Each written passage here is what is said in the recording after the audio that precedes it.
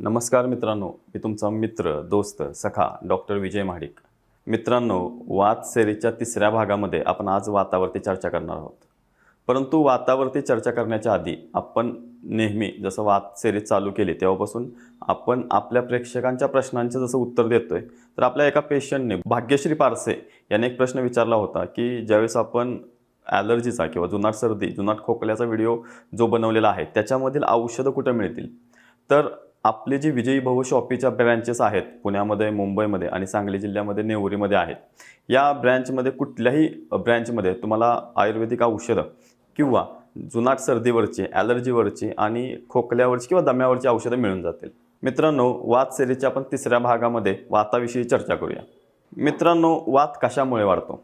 तर सर्वप्रथम अति बोलल्यामुळं, अति कष्ट केल्यामुळं, अति साहस केल्यामुळं, अति मैथून केल्यामुळं, कुठल्याही गोष्टीचा आघात झाल्यामुळे जसं की ॲक्सिडेंट झाल्यामुळं शरीरामध्ये वात वाढतो. महिलांच्यामध्ये सिजर जर झाला असेल तर याने सुद्धा प्रचंड वात वाढतो. जी लोक अतिवृक्ष, चल, स्निग्ध आहार खातात किंवा लघु आहार खातात याने सुद्धा वात वाढतो. ज्या लोकांच्या आहारामध्ये स्निग्ध पदार्थ नसतो किंवा तेलाचं, तुपाचं प्रमाण कमी असतं अशा लोकांच्यामध्ये सुद्धा वात वाढतो. जी लोक कडधान्य जास्त प्रमाणात खातात अशा लोकांच्या शरीरामध्ये देखील वात वाढतो. मित्रांनो, बरेच लोक मोड आलेले धान्य खातात अशा लोकांच्या शरीरामध्ये देखील वात प्रचंड प्रमाणामध्ये वाढतो. जी लोक अति चालतात किंवा अति मार्गक्रमण करतात, अति व्यायाम करतात या लोकांच्या शरीरामध्ये देखील वात वाढतो.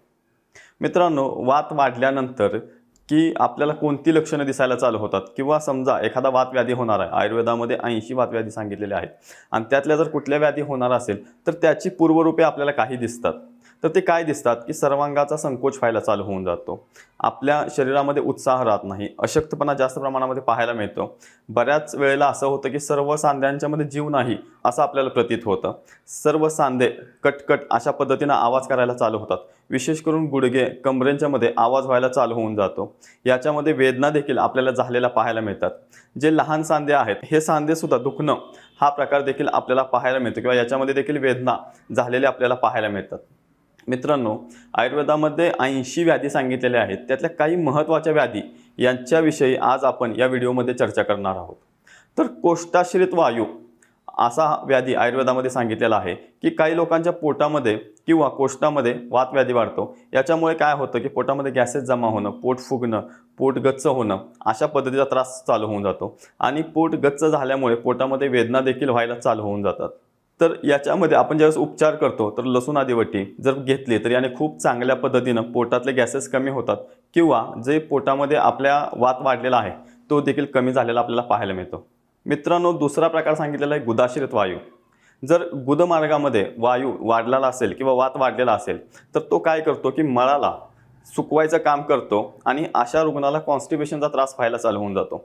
या रुग्णांच्या मध्ये आपल्याला असं पाहायला मिळतं की त्याचं पोट व्यवस्थित साफ होत नाही, शौचाला खडे होतात आणि पोट चांगल्या पद्धतीने साफ न झाल्यामुळे शौच मार्गाला दुखणं किंवा भविष्यामध्ये मूळव्याधाचा किंवा फिशरचा किंवा भगंदरचा त्रास होणं असे प्रकार घडायला चालू होऊन जातात.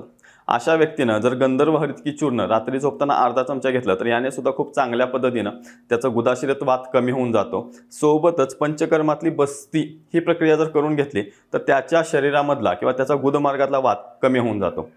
आक्षेपक रोग नावाचा एक व्याधी आयुर्वेदामध्ये सांगितलेला आहे की संपूर्ण शरीरामध्ये आचके यायला चालू होतात. तो शरीरातल्या विशेष भागामध्ये किंवा विशेष अवयवामध्ये आचके देतो किंवा बऱ्याच वेळेला असं होतं की बोलताना सुद्धा तो आचके देत असतो. अशा व्याधीला आक्षेपक रोग असं म्हटलेलं आहे. याच्यामध्ये आपण काय करू शकतो तर आक्षेपक व्याधीमध्ये त्या रुग्णास जर बस्ती दिली तर याने खूप चांगल्या पद्धतीनं त्याचा जो आक्षेपक रोग आहे तो खूप चांगल्या पद्धतीने कमी होऊन जातो. अपतंत्र किंवा अपतानक असा नावाचा सुद्धा व्याधी आयुर्वेदामध्ये सांगितलेला आहे. धनुस्तंभ आयुर्वेदामध्ये व्याधी सांगितलेला आहे. धनुस्तंभ म्हणजे ज्याला आपण साध्या सोप्या भाषेत धनुर्वात म्हणतो. तर ज्या वेळेस संपूर्ण शरीरामध्ये वात वाढतो आणि शरीर हे धनुष्यासारखं वाकवलं जातं अशा व्याधीला धनुर्वात किंवा धनुस्तंभ असं म्हटलं जातं.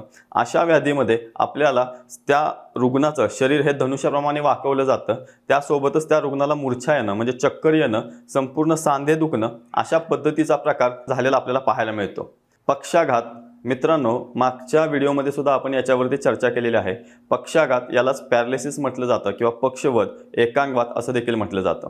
शरीराच्या एका बाजूला वाढलेला वात हा त्या भागातले सांधे ढिले करायचं काम करतो किंवा सुकवायचं काम करतो, याच्यामुळे चालताना कष्ट होतात.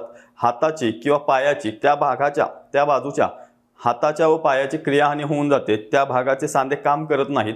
यासोबतच तोंड वाकडं होतं, डोळा उघडा राहिला तर उघडाच राहतो किंवा बऱ्याच वेळेला बंद होतं. अशा पद्धतीची लक्षणं आपल्याला पाहायला मिळतात. असा जर पक्षाघात एखाद्या व्यक्तीला झाला असेल तर अशा व्यक्तीमध्ये विरेचन करून घ्यावं, की जेणेकरून त्याचा पक्षाघाताचा जो अटॅक आहे तो लगेच कमी होऊन जातो. आणि त्यानंतर 16 बस्ती जर करून घेतल्या तर याने खूप चांगल्या पद्धतीनं त्याचा पक्षाघात किंवा पॅरालिसिस आहे तो कमी येऊन जातो. ज्या व्यक्तीला 1 वर्षापूर्वीच पक्षाघात होऊन गेलेला आहे परंतु त्याच्या हातामध्ये किंवा पायामध्ये बळ आलेलं नाही, अशा व्यक्तीला रोज अभ्यंग स्नान करावं, म्हणजे संपूर्ण अंगाला तेल लावून आंघोळ घालावी. यासोबतच एकांगवीर रस, महावात विध्वंस रस आणि महारासनादी काढा अशी जर औषधं आपण पोटामध्ये दिले, याने खूप चांगल्या पद्धतीनं त्याचा पॅरालिसिस बरा होऊन जातो. सर्वांगवात म्हणजे मित्रांनो, जसं पक्षाघात झालेला आहे, म्हणजे जर एका बाजूला त्या व्यक्तीला जर त्याची सांध्यांची क्रियाहानी झाली असेल किंवा त्या भागाची क्रियाहानी झाली असेल तर आपण त्याला एकांगवात म्हणतो. परंतु जर संपूर्ण शरीरात असाच जर वात झाला असेल किंवा संपूर्ण शरीराचे सांधे ढिले पडले असतील आणि संपूर्ण शरीराची क्रियाहानी झाली असेल तर याला आपण सर्वांगवात म्हणतो. अशा व्यक्तीमध्ये सुद्धा विरेचन सुरुवातीस करावं आणि बस्ती जर करून घेतल्या तर याने त्याच्या शरीरातला सर्वांगवात कमी होऊन जातो. अर्धीत खूप मोठ्यानं बोलणं, खूप मोठ्यानं हसणं किंवा डोक्यावरनं ओझं वाहून नेणं अशा गोष्टींच्यामुळं किंवा जास्त मानसिक तणाव घेणं अशा गोष्टींच्यामुळं चेहऱ्याचा एक भाग वाकडा होतो किंवा चेहऱ्याच्या एका भागामध्ये वात कुपित होतो. याच्यामुळे एक डोळा उघडा राहतो किंवा पूर्णपणे बंद राहतो. बोलताना त्रास होतो, त्यासोबत हसताना त्रास होतो. जिव्हा जड होऊन जाते, जिव्हा, तोंड, दात हे वाकडे होऊन जातात आणि अशा व्यक्तीला चेहऱ्याच्या एका बाजूला कोणतीही क्रिया जाणवत नाही, मग त्याला स्पर्श ज्ञान देखील त्या ठिकाणी राहत नाही. असं जर झालं असेल तर त्या व्यक्तीला आपण अर्धित म्हणतो किंवा याला बेल्स पाल्सी असं देखील म्हटलं जातं. तर मित्रांनो, याची ट्रीटमेंट करताना जर नस्य केलं, बला तेलाचं नस्य म्हणजे दोन्ही नाकांच्या मध्ये 2-2 थेंब टाकले तर याने खूप चांगल्या पद्धतीने त्याचा अर्धित व्याधी कमी होऊन जातो. यासोबतच रक्तमोक्षण करणं आणि शिरोधारा करणं हे त्या रुग्णासाठी अतिशय फायद्याचं राहतं. हनुग्रह मित्रांनो, बऱ्याच रुग्णांच्या मध्ये जास्त बोलल्यामुळं किंवा जास्त हसल्यामुळं किंवा आघात झाल्यामुळं हनुवटीच्या मुळातला जो सांधा आहे त्याच्यामध्ये वात कुपित होतो आणि त्या व्यक्तीचं तोंड उघडं राहतं किंवा बंद होतं. अशा व्यक्तीला गिळताना बोलताना खूप प्रचंड त्रास होतो. जे लोक गुटखा जास्त प्रमाणात खातात अशा लोकांच्या मध्ये सुद्धा हा आजार आपल्याला झालेला पाहायला मिळतो. यालाच आपण हनुग्रह म्हणतो. अशा व्यक्तीने जर तिळाच्या तेलाचे गंडूश केलं किंवा कवल धारण केलं तर याने खूप चांगल्या पद्धतीनं त्याचा हनुग्रह कमी येऊन जातो. मन्यास्तंभ आघात झाल्यामुळं किंवा उशी मोठी घेतल्यामुळं किंवा उशी अजिबात न घेतल्यामुळं किंवा डोक्यावरती ओझं वाहिल्यामुळं किंवा वाहन चालवत असताना खड्ड्यामधून गेल्यानंतर मानेला जर जर्क बसला असेल तर त्याच्यामुळे त्याला मन्यास्तंभ होतो, म्हणजे मान जखडते आणि मानेमध्ये वेदना व्हायला चालू होऊन जातात. मान हलवणं देखील त्याला सुद्धा जमत नाही. अशा व्यक्तीच्या मध्ये सुद्धा नस्य करणं सोबतच कोट्टमचुक्यादित तेल जर त्याच्या मानेला लावलं आणि वात गजंकुश रस ही गोळी जर पोटातनं घेतली तर याने खूप चांगल्या पद्धतीनं त्याची मान दुखायची कमी येऊन जाते. यासोबतच बस्ती पंचकर्म करून घेतलं तर याने सुद्धा मान अतिशय चांगल्या पद्धतीने दुखायची कमी येऊन जाते. मित्रांनो, सगळ्यात महत्त्वाचा किंवा व्यवहारामध्ये जास्त प्रमाणात दिसलेला जो वाताचा प्रकार आहे तो म्हणजे ग्रद्रसी, ज्याला आपण सायाटिका म्हणतो. जो व्यक्ती गिधाडासारखा चालतो, म्हणजे गिधाडासारखा चालतो म्हणूनच त्याला ग्रद्रसी असं म्हटलं जातं. एका पायावरती बोजा ठेवणं किंवा एका पायावरती प्रेशर देऊन चालणं अशा व्याधीला ग्रद्रसी म्हटलं जातं. वात कमरेमध्ये प्रकोपित होतो आणि कमरेच्या सांध्यांच्या मधून उजव्या बाजूचा किंवा डाव्या बाजूला वेदना व्हायला चालू होऊन जातात. अशा व्यक्तीच्या मध्ये त्या व्यक्तीची कंबर, त्यासोबतच त्या बाजूचा गुडघा आणि घोटा हे देखील दुखायला चालू होतात. गुडघ्याच्या मागच्या बाजूची शिर खालीपर्यंत घोट्यापर्यंत खूप प्रचंड प्रमाणात दुखते. बऱ्याच वेळेला त्या व्यक्तीला स्पर्श ज्ञान देखील होत नाही किंवा त्या ठिकाणी मुंग्या येणं हे लक्षण आपल्याला पाहायला मिळतं. अशाला आपण ग्रद्रसी असं म्हणतो. याला आधुनिक शास्त्रामध्ये सायाटिका देखील म्हटलं जातं. तर मित्रांनो, सायाटिका नावाची नर्व जी आहे जे आपल्या मणक्यांच्या मधून किंवा वर्टिब्रामधून आपल्या पायामध्ये जात असते आणि ती जर बंद झाली तर त्याच्यामुळे सुद्धा खूप जास्त किंवा खूप प्रचंड वेदना ह्या व्यक्तीमध्ये होत असतात. यालाच सायाटिका नर्व बंद होते आणि त्याच्यामुळं जे व्याधी उत्पन्न होतो त्याला सायाटिका असं म्हटलं जातं. तर याचे उपचार करत असताना जर आपण रक्तमुक्षण करून घेतलं, बस्ती घेतलं आणि विशेष महत्त्वाचं म्हणजे जर कटिबस्ती करून घेतली तर याने खूप चांगल्या पद्धतीनं त्याचे जे कमरेचं दुखणं आहे आणि ग्रदरसी जो आजार आहे तो बरा होऊन जातो. सोबतच महावात विध्वंसरस, महायोगराज गुगुळ ही औषधं जर आपण पोटातनं घेतली तर त्याचा ग्रदरसी आजार हा बरा होऊन जातो. कलायखंज व्यक्तीच्या शरीरामध्ये वात वाढून त्या ठिकाणी त्याचे जे पायामध्ये सुकवायचं काम करतं आणि संपूर्ण शरीर थरथर करायला चालू होतं, यालाच कलायखंज असं म्हटलं जातं. अशा व्यक्तीमध्ये सर्वांग अभ्यंग करणं किंवा सर्वांग स्नेहन करणं हे फायद्याचं राहतं आणि बस्ती पंचकर्म देखील फायद्याचं राहतं.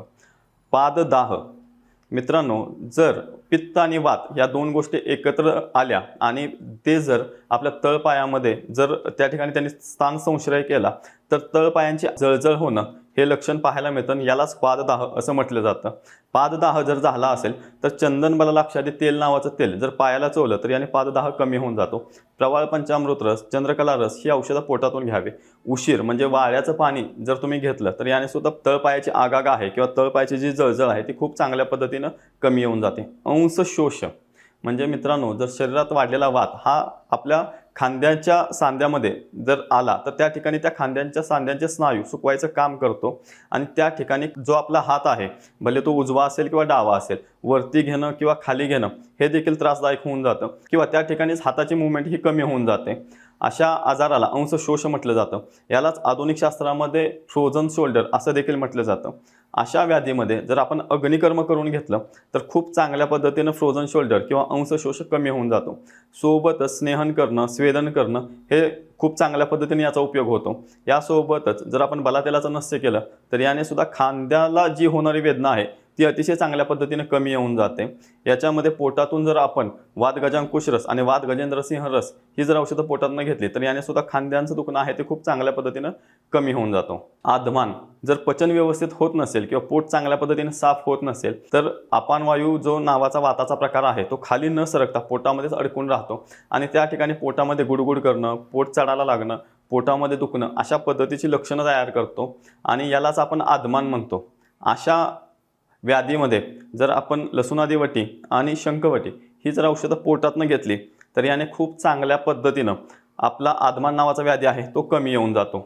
ऊर्ध्ववात जर तुमचं पचन व्यवस्थित नसेल आणि अपानवायू जर खाली सरकला नसेल तर तो वरती सरकायला चालू होतात आणि त्या रुग्णाला भरपूर प्रमाणामध्ये ढेकर येतात.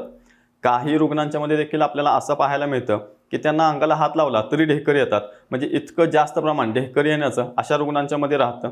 अशा व्यक्तीने सत्यन कॅप्सूल ही जर जेवणाच्या आधी घेतली तर याने खूप चांगल्या पद्धतीनं त्यांचं जे ढेकर येणं किंवा उद्गार येणं आहे ते कमी येऊन जातं. याच्यासोबतच जर 50 औषध पोटातून घेतलं तर 3-3 चमचे सकाळ संध्याकाळी घेतलं तर त्याने सुद्धा खूप चांगल्या पद्धतीनं ढेकर येणं हा प्रकार कमी येऊन जातो. मित्रांनो, सर्वात शेवटचा आणि महत्त्वाचा जो टॉपिक आहे तो कंपवायू, ज्याला आपण पार्किन्सन असं देखील म्हणू शकतो. वय झाल्यानंतर किंवा जास्त वय असल्यानंतर अशा लोकांच्या मध्ये कंपवायू किंवा कंपवात हा आजार आपल्याला पाहायला मिळतो. संपूर्ण शरीर थरथर करणं किंवा कापणं किंवा विशेष करून मान कापणं, हात कापणं हे वय झाल्यानंतर लक्षण आपल्याला पाहायला मिळतं. अशा रुग्णांच्या मध्ये सर्वांग स्नेहन करणं, बस्ती देणं, सोबतच वातनाशक औषधं पोटातनं द्यायला पाहिजेत की जेणेकरून त्यांच्या शरीरातला वात कमी येऊन जाईल. यासोबतच त्यांचा आहार देखील स्निग्ध आहार ठेवायला पाहिजे की जेणेकरून त्यांच्या शरीरातला जो कंपवात आहे किंवा कंपवायू आहे ते कमी येऊन जाईल. वाताचे आजार कमी करण्यासाठी सर्वात महत्त्वाची जी तेलं आहेत तर ती तेल कुठली वापरू शकतो आपण? बला तेल वापरू शकतो, चंदन बलालाक्षादी तेल वापरू शकतो, यासोबत सहचरादी तेल वापरू शकतो की जेणेकरून शरीरातला वात कमी येऊन जातो. महारासनादी काढा, रासनासप्तक काढा ही जर औषधं आपण पोटातनं घेतली याने देखील शरीरातला वात कमी होऊन जातो. धन्यवाद.